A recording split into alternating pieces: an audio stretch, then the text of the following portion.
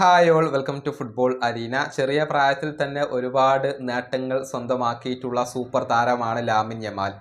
18 വയസ്സ് പൂർത്തിയായ ഉടനെ FC ബാഴ്സലോണ അദ്ദേഹത്തിൻ്റെ കോൺട്രാക്റ്റ് ദീർഘകാലത്തേക്ക് പുതുക്കി. മാത്രമല്ല വിഖ്യാതമായ 10-ാം നമ്പർ ജേഴ്സി അദ്ദേഹത്തിന് സമ്മാനിക്കുകയും ചെയ്തിട്ടുണ്ട്. ഇതിനൊക്കെ പുറമെ ഇന്ന് ഫുട്ബോൾ ലോകത്ത് ഏറ്റവും കൂടുതൽ മൂല്യമുള്ള താരം അത് ലാമിൻ യമാൽ തന്നെയാണ്. നിലവിൽ 200 മില്യൺ യൂറോയാണ് ഈ 18-കാരൻ്റെ മൂല്യം. ഇതിനെ മറികടക്കാൻ ആർക്കും കഴിഞ്ഞിട്ടില്ല. ഒന്നാം സ്ഥാനത്ത് ലാമിൻ യമാലാണ് ഉള്ളത്.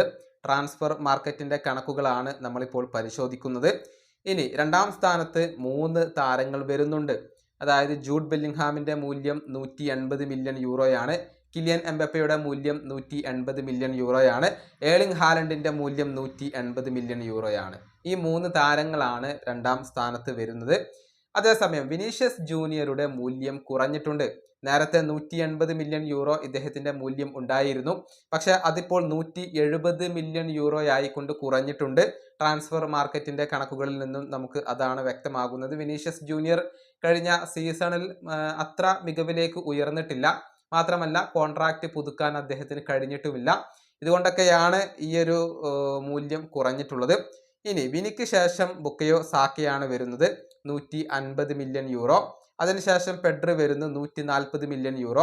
പിന്നീട് ഫ്ലോറിയാൻ വിഡ്സ്, ജമാൽ മുസിയാല എന്നിവരൊക്കെയാണ് വരുന്നത്. ഇവരുടെ മൂല്യവും 140 മില്യൺ യൂറോയാണ്. അതിനുശേഷം ഫെഡറിക്കോ വാൽവർദെ വരുന്നു 130 മില്യൺ യൂറോ. ഇങ്ങനെയാണ് കണക്കുകൾ വരുന്നത്.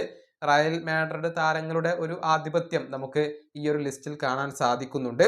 ഏതായാലും എല്ലാവരുടെയും മുകളിൽ ലാമിൻ യമാലാണ് ഇപ്പോൾ ഇരിപ്പുറപ്പിച്ചിരിക്കുന്നത്. ഈ വീഡിയോ അവസാനിപ്പിക്കുന്നു. അടുത്തൊരു വീണ്ടും കാണാം.